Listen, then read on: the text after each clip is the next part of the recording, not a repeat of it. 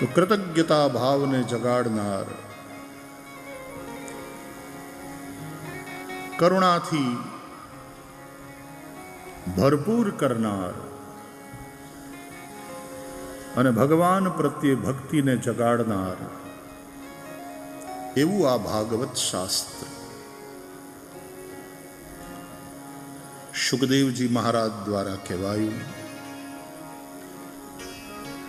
મનની મલિનતાને હરનાર, મનને નિર્મલ કરનાર ભાગવત જેવું શ્રેષ્ઠ સાધન કલિકાલમાં બીજું કોઈ નથી. ભાગવતનો ત્યાં અર્થ વિસ્તારથી કરવાનો કે ભગવત કથા, પછી રામ કથા હોય તો પણ, કૃષ્ણ કથા હોય તો પણ, ભગવત કથા એ કલિકાલમાં સૌથી સરળ અને સૌથી શ્રેષ્ઠ ઉપાય છે મનને શુદ્ધ કરવા માટે. અને એટલા માટે જન્મ જન્માંતરના પુણ્ય જ્યારે ભેગા થયા હોય ત્યારે ભાગવત મળે. કહેવાનું મળે એ પણ સદભાગ્ય, સાંભળવાનું મળે એ પણ સદભાગ્ય, એનું આયોજન કરવાનો અવસર મળે એ પણ સદભાગ્ય. જન્મ જન્માંતરના પુણ્યના પરિણામે આ ફળ પ્રાપ્ત થાય છે. આપણા બધાના સદભાગ્ય. જો ગાય માતાના સેવાના ભાવ માત્ર કરવા માત્રથી આ ભાગવતનો લાભ મળ્યો, તો જો ગો માતાની સેવામાં ખરેખર સમર્પિત થાવ તો કૃષ્ણ સામે આવીને વાહળી વગાડવા માંડે રાજી. શ્રીમદ ભાગવતનું મહાત્મ્ય પદ્મ પુરાણમાં 6 અધ્યાયમાં છે. એમાં એવું લખ્યું છે કે દેવર્ષિ નારદે જ્યારે વ્રજમાં યમુનાના કિનારે ભક્તિ દેવીને રડતા જોયા. કેમ રડતા હતા? કે એના બંને દીકરાઓની દશા ખરાબ હતી. કોણ એના 2 દીકરા? તો કે જ્ઞાન અને વૈરાગ્ય. ભક્તિ માતા છે, જ્ઞાન વૈરાગ્ય એના પુત્ર છે. जमुनाजीना कांठे देवर्षि नारदे जोयू कि माता भक्ति देवी होते वो युवान थी और उसके दोनों बेटे ज्ञान और वैराग्य वृद्ध अशक्त वो सोए पड़े थे. भक्ति देवी एने जगाड़वानी कोशिश करता था पण ए बन्ने सुतेला साव शक्तिहीन. અને બાળકની આવી દશા જોવે એટલે માને ચિંતા થાય જ. અરે છોકરાને ક્યાંક એ સૂતું ન હોય, પેટમાં દુખતું હોય, શરદી થઈ ગઈ હોય તો માં આખી રાત ન સૂવે.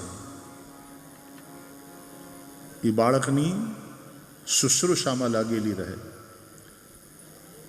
ઉજાગરા કરે. એમ થાય કે એ માને કેવી રીતે માણસ વૃદ્ધાશ્રમમાં મૂકી શકે? જ્યારે એ બીમાર પડે, એનું ઘડપણ આવે ત્યારે એને વૃદ્ધાશ્રમમાં માણસ કેવી રીતે કાઢી? આ રાક્ષસ હોય તો જ થાય. હા, વાનપ્રસ્થાશ્રમની વ્યવસ્થા આપણા ધર્મમાં છે, પણ વૃદ્ધાશ્રમની વાત એ સ્વીકાર્ય નથી. વાનપ્રસ્થાશ્રમ કે બંને જણા જઈ અને નિવૃત્તિ પરાયણ જીવન જીવતા જીવતા ભગવાનનું ભજન કરે, वो ठीक है, પણ એ સ્વીકારેલી વ્યવસ્થા છે. વૃદ્ધાશ્રમ તો લાદવામાં આવેલી વાત છે, ત્યાં ધક્કો મારીને મોકલ્યા હોય આવી એક સ્થિતિ બને. વૃદ્ધાશ્રમ નહીં, વાનપ્રસ્થાશ્રમ. એવા વાનપ્રસ્થાશ્રમમાં બધા વડીલો સાથે મળીને રહે, સત્સંગ કરે, એકબીજાનું ધ્યાન, वो ठीक है, એક વ્યવસ્થા. પણ વૃદ્ધાશ્રમ એમાંય તે ચલાવનારા, એની વ્યવસ્થા કરનારાઓને વંદન, પણ જે લોકો ધક્કા દઈને મા બાપને ત્યાં મોકલી દે છે એને શું કહેવું? ભૂલો ભલે બીજું બધું, મા બાપને ભૂલશો નહીં, અગણિત છે ઉપકાર એના, એ વિસરશો નહીં.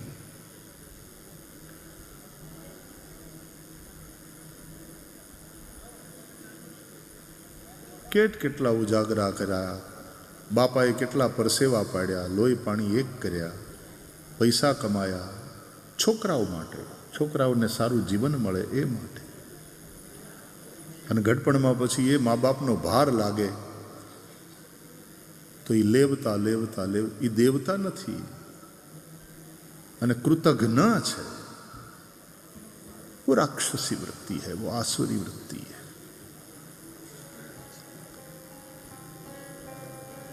ज्ञान वैराग्य अशक्त છે, સુતેલા છે. માતા ભક્તિ ચિંતા કરે છે, આંસુ સારે છે. મારા છોકરાને કોઈ જગાડે, મારા છોકરાઓને કોઈ આ દશામાંથી આ સ્થિતિમાંથી બહાર કાઢે. દસેય દિશામાં આમ જોતી હતી કોઈક મળે, કોઈક મદદ કરે. એવડી માવડી ભીખ માગતી હોય. એક વલવલતી માને આજે હું ભૂલી શકતો નથી કે એનો દીકરો અકાળે મરેલો. અનફોર્ચ્યુનેટલી જે બન્યું હોય તે, પણ એણે આપઘાત કરેલો. અને માં ગાંડાની જેમ વલવલતી. જ્યારે મારી પાસે આવે ત્યારે એમ કે મારા દીકરાની દુર્ગતિ થઈ હશે, એની સદગતિ કેમ થાય? તમે કાંઈક ઉપાય કરો ને, અમે ગરીબ માણસ, અમારાથી થશે એ કરશું. પણ મને લગાતાર ઊંઘ નથી આવતી. એમ થાય કે મારા દીકરાની દુર્ગતિ થઈ છે. એનો આત્મા ક્યાં ભટકતો હશે? એક માનો એ વલવલાટ.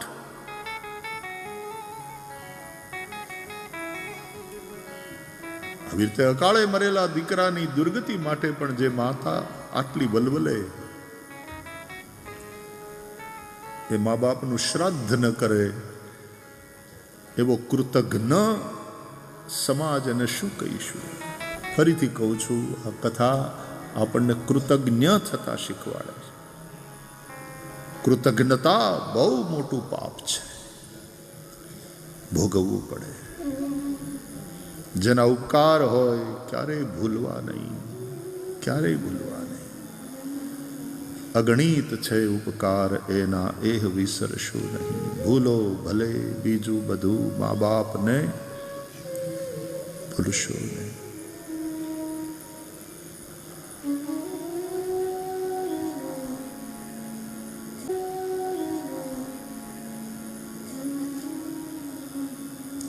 એક વૃદ્ધાશ્રમમાં હું ગયો હતો વર્ષો પહેલા. સત્સંગ કર્યા પછી રૂમે રૂમે જઈને બધા વડીલો સાથે બેસતો હતો.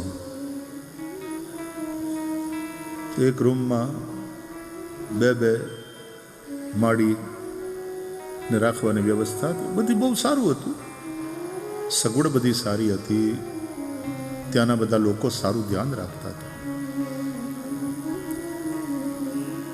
એક માનો આમ ખાટલો બારી પાસે અને રડ્યા કરે. પછી હું પણ એમની બાજુમાં બેઠો અને મેં માની સાથે થોડી વાત કરીને એને સમજાવવાની કોશિશ કરી. માં, આ તો વાનપ્રસ્થાશ્રમ કહેવાય બાપા. ભગવાને આમ એક અનુકૂળતા આપી, આપણે ભગવાનનું ભજન કરી શકીએ. અહીંયા તમને કંપની મળે આ બધાની.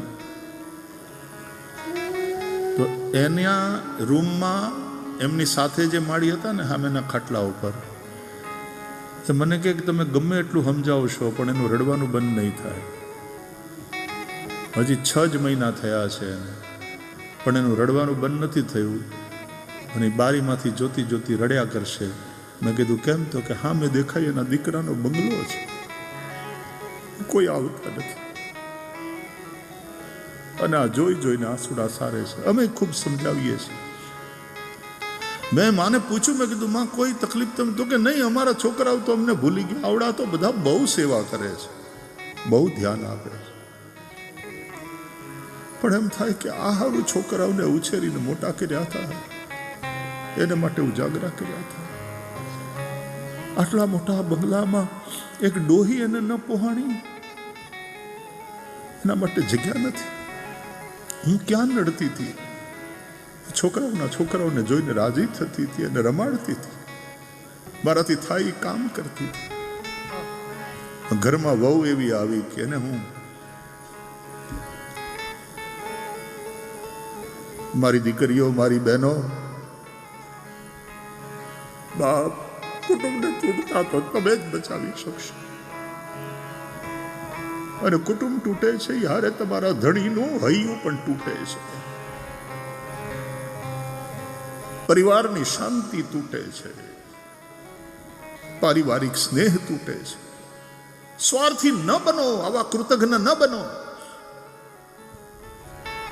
અને પોતાની સાસુ સાથે આવો દુર્વ્યવહાર કરનારી બેન પાછી પોતાની માં હારે એની ભાભી આવો દુર્વ્યવહાર કરે એ નથી ઈચ્છતી.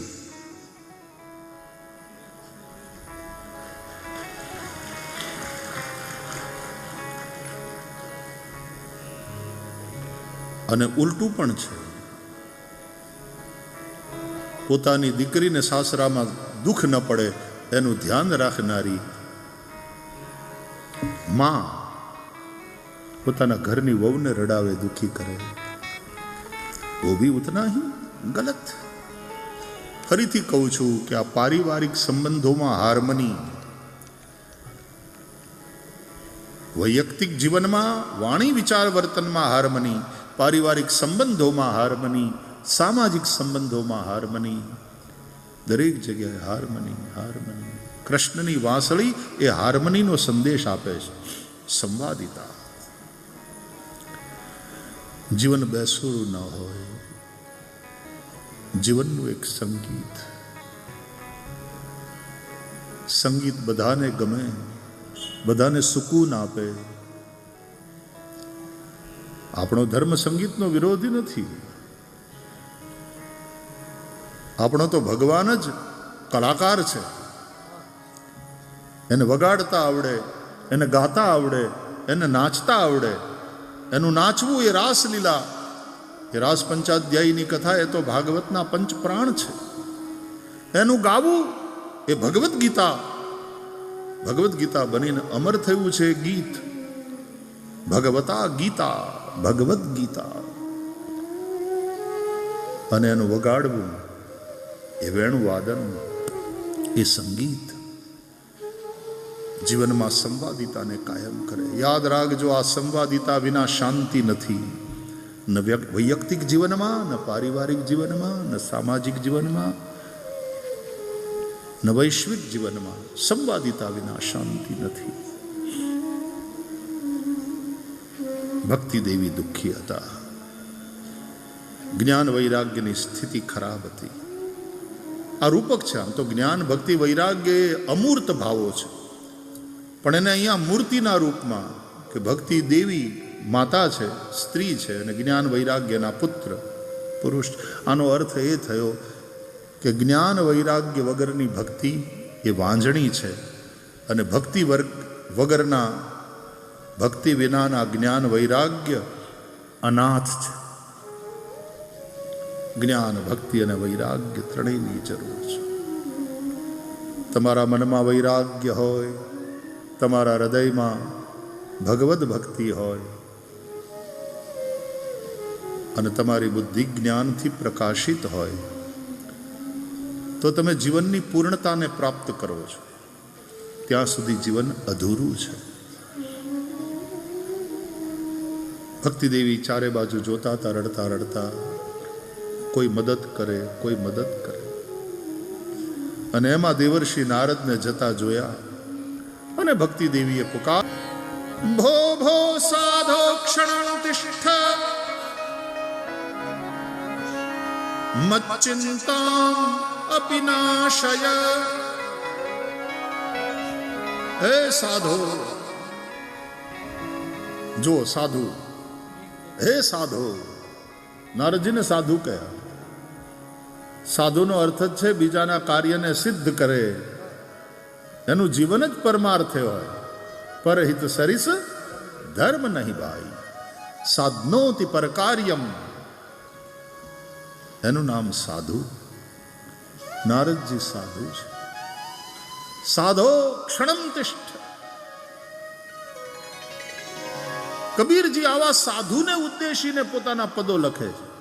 કહત કબીર સુનો ભાઈ સાધો.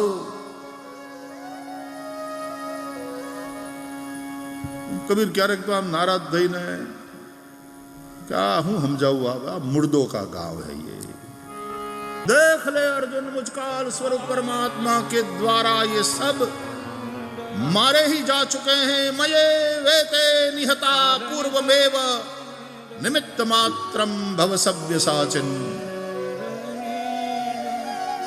શ્રીમદ ભાગવતમાં લખ્યું છે કે ભગવાન પ્રાણી માત્રની અંદર પણ છે ને પ્રાણી માત્રની બહાર પણ એ જ સર્વવ્યાપક છે. સૌના હૃદયમાં જે રહેલો છે એને અંતર્યામી કહે છે અને બહાર જે વ્યાપેલો છે એ કાલ સ્વરૂપ પરમાત્મા છે.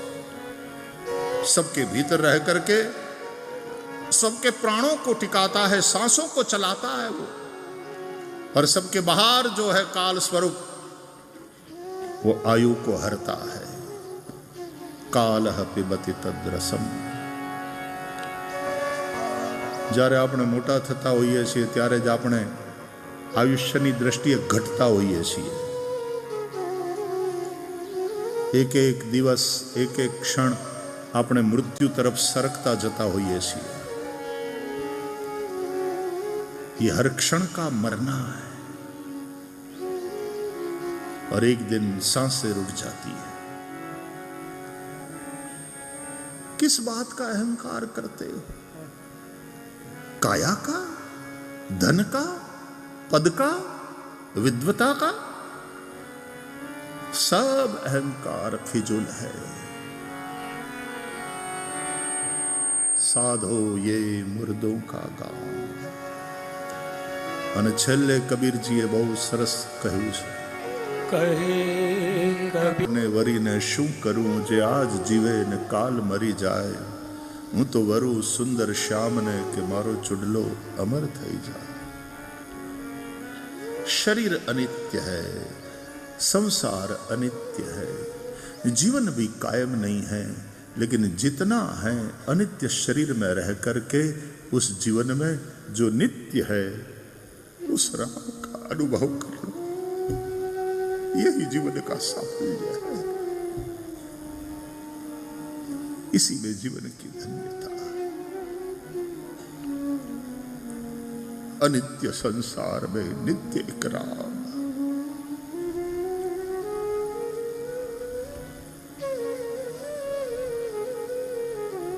नित्य की खोज करो, नित्य से नाता जो तुम्हारा नाता ही है, स्वीकार करो. नाता एक राम जी से दूजा नाता तोड़ दे. आशा एक राम जी से दूजी आशा छोड़ दे. धन्यवाद निर्विवाद राम राम कहिए, चाही विधि राखे राम ताही विधि रहिए.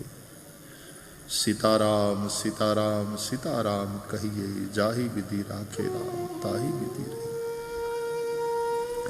આ સંસારનું નાટક, એમાં આપણને જે ભૂમિકા મળી હોય, પતિની, પત્નીની, માતા પિતાની, સંતાનની, ગુરુની, શિષ્યની, જે ભૂમિકા મળી હોય એ ભૂમિકાને સારી રીતે ભજવતા ભજવતા પણ યાદ રાખો કે આ નાટક છે.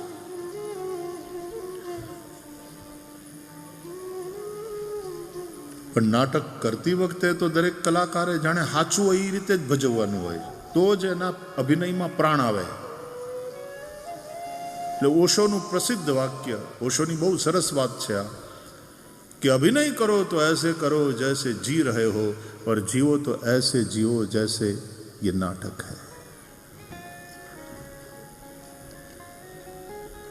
यहां कुछ भी सत्य नहीं है. सत्य एक राम है, सत्य एक भगवान है. तो संसारना नाटकમાં જે આપણને પાત્ર મળ્યું હોય નિષ્ઠાથી ભજવીએ. અને અનિત્ય સંસારમાં અને અનિત્ય શરીરમાં રહી નિત્યની ખોજ, નિત્યનો સાક્ષાત્કાર, નિત્ય સાથે નાતો અને નિત્ય પ્રત્યે સ્નેહ, उसी का नाम भक्ति है. સંસારની અનિત્યતાનો બોધ થશે તો જ તમને વૈરાગ્ય થશે. આ બોધ એટલે જ્ઞાન. અને ભગવાનની નિત્યતા સમજાશે તો નિત્ય સાથે નાતો નેહ, એનું નામ ભક્તિ. આમ જ્ઞાન, ભક્તિ અને વૈરાગ્ય ત્રણેય સાથે સાથે રહે. પણ જ્ઞાન અને વૈરાગ્ય બંને જ્યારે સૂતેલા હશે, અશક્ત હશે, કમજોર, નિર્બલ, તો માતા ભક્તિ દેવી દુઃખી. સાધો ક્ષણમ તિષ્ઠ, નારદજીને જોઈ અને પુકાર કર્યો, એક ક્ષણ ઉભા રહો. સાધુ તો એક ક્ષણમાં પણ કલ્યાણ કરવામાં સમર્થ છે. સાધુની ક્ષણ અને અન્નનો કણ એ બહુ કિંમતી છે. એની કિંમત સમજી વિચક્ષણ. કણ અને ક્ષણને વેડફે નહીં, એ વિચક્ષણ. એટલે પ્રેમથી ભંડારામાં પ્રસાદ લો, પણ બગડે નહીં, જૂઠું છોડાય નહીં, અન્નનો બગાડ ન થાય, જોવું પડે. લગ્નમાં, બીજી બધી જગ્યાએ, પાર્ટીઓમાં જે રીતે અનાજનો બગાડ થાય એ જોઈને એમ થાય. યાદ રાખજો, આપણે જ્યારે અનાજને બગાડીએ છીએ, હેઠું છોડીને ફેંકી દઈએ છીએ, ત્યારે આ પૃથ્વીના એક માણસને ભૂખ્યો રાખવાનું પાપ કરીએ છીએ ઇનડાયરેક્ટલી. ખાવાનો આપણને અધિકાર છે, બગાડવું અપરાધ છે. એવો અપરાધ નથી. આપણા ઘરમાં જમીએ તોય, બહાર જમવા જાઓ, નક્ષત્રમાં, ભંડારામાં, એમાં તો ધ્યાન રાખો જ, પણ આપણા ઘરમાં પણ અનાજનો બગાડ ન થાય. અન્નમ બ્રહ્મેતિ વ્યજાનાત, ઉપનિષદો કહે છે અન્ન બ્રહ્મ છે. એ 7-8 મહિનાની યાત્રા પછી, તપસ્યા પછી તમારી થાળીમાં પીરસાય છે, અને એની એ તપસ્યાને તમે 20 મિનિટમાં ગટરમાં નાખી દો, તો અનાજનો દાણો દુઃખી થઈ રડે છે કે તારા ભૂખને ભાંગવા માટે થઈ ખેતો ખલિહાનો में, बाजारों में होता हुआ तेरे घर तक पहुंचा, चूल्हे पर चढ़ा, અને મારી આટલી તપસ્યાને તે થોડી વારમાં, થોડી મિનિટોમાં ગટરમાં મેળવી દીધી. કવિ કાગની પંક્તિઓ છે કે માથડા વઢાવી અમે ઘંટીએ દળાણા રે, માથડા વઢાવીને અમે ઘંટીએ દળાણા, ચૂલે રે ચડ્યા ને પછી પીરસાણા, પણ જમનારા કોઈ ના મળ્યા રે જી. એ જી અમે નિસરણી બનીને દુનિયામાં ઉભા રે, એ ચડનારા કોઈ ના મળ્યા રે. એ જી અમે દાદરા બનીને ખીલા ખૂબ ખાધા, પણ તપસ્યાના ફળ ના ફળ્યા રે જી. માથડા વઢાવી અમે ઘંટીએ દળાયા, ચૂલે રે ચડ્યા, અને પછી પીરસાણા, પણ જમવાને બદલે, પેટ ભરવાને બદલે પડતું મૂકીને ગટરમાં ફેંકી દીધું. अपराध है, पेट भरना अधिकार है, जूठा छोड़ना, अन्न को बर्बाद करना अपराध है. और ये ज रीते पानी ने बर्बाद करवाना नहीं, कहने वाणी ने पानी विचारी ने वापरो. जल ही जीवन है, और जल है तो कल है. आ बाजुनी धरती हवे नर्मदाजीना पाणी आव्या એટલે આટલી હરિયાળી છે, બધું લીલું છમ છે, ને આપણે લીલા લહેર છે. જલ હૈ તો જીવન હૈ. नदियों के चलते समृद्धि है, इसलिए नदियों को भी हम माता कहते हैं, धरती को माता कहते हैं, गाय को माता कहते हैं। उसी के चलते ये धरती उर्वरा है। देवर्षि नारद ने भक्ति देवी बोलावे છે, પોતાના દુઃખની પોતાની વ્યથાની કથા કહે છે। ઉત્પન્ના દ્રવિડે સાહમ વૃદ્ધિમ કર્ણાટકે ગતા ક્વચિત ક્વચન મહારાષ્ટ્રે નિર્ગુર્જરે જીર્ણતામ ગતા। દ્રવિડ દેશમાં હું જન્મી, ત્યાં ઉત્પન્ન થઈ, કર્ણાટકમાં હું મોટી થઈ। આ ભક્તિનો ઇતિહાસ છે। મહારાષ્ટ્રમાં મને ક્યાંક ક્યાંક પોષણ મળ્યું, ગુર્જર પ્રાંતમાં હું ઘરડી થઈ, ત્યાંથી ભાગી આવી યમુનાના કિનારે યત્ર લીલા હરેર અભૂત, જ્યાં ભગવાન શ્રી હરિની લીલા થઈ છે। શ્રી કૃષ્ણ ચરણની રજથી ભૂમિ વિભૂષિત છે। અહીંયા આવતા મને તો મારું યૌવન પુનઃ પ્રાપ્ત થયું, પણ મારા બંને દીકરા જ્ઞાન વૈરાગ્યના અહીંયા કોઈ ઘરાક નથી। વ્રજમાં તે ભક્તિ તો યુવા સ્વરૂપે નાચે છે, પણ વૈરાગ્ય ને જ્ઞાનને કોઈ પૂછતું નથી। ભક્તિ દેવી દુઃખી છે। મારા બંને પુત્રને જગાડો નારદજી, આ બંનેને લઈ વિદેશમ ગમ્યતે મયા, હું વિદેશ જતી રહું। બોલો, ભક્તિને ભાગવું છે એ સ્થિતિ થઈ ગઈ આ ભારતની। ભારત ભોગ ભૂમિ નથી, આ કર્મ ભૂમિ છે। મનુષ્ય જન્મ દુર્લભ છે ને એમાંય દુર્લભમ ભારતે જન્મ, ભારતમાં જન્મ દુર્લભ છે। આપણે ઋષિના સંતાનો છીએ। ભોગવાદ અહીંયા ન હોય, અહીંયા તો પ્રત્યેક વ્યક્તિ યોગી બને। તસ્માત યોગી ભવાર્જુન। અને જો યોગી થવું હોય તો ઉપયોગી થાઓ, બધાને માટે ઉપયોગી બનો। किसी के काम जो आए उसे इंसान कहते हैं, और पराया दर्द अपनाए उसे इंसान कहते हैं। यूं भरने को तो दुनिया में पशु भी पेट भरते हैं, लेकिन पथिक जो बांट कर खाए उसे इंसान कहते हैं। किसी के काम जो आए उसे इंसान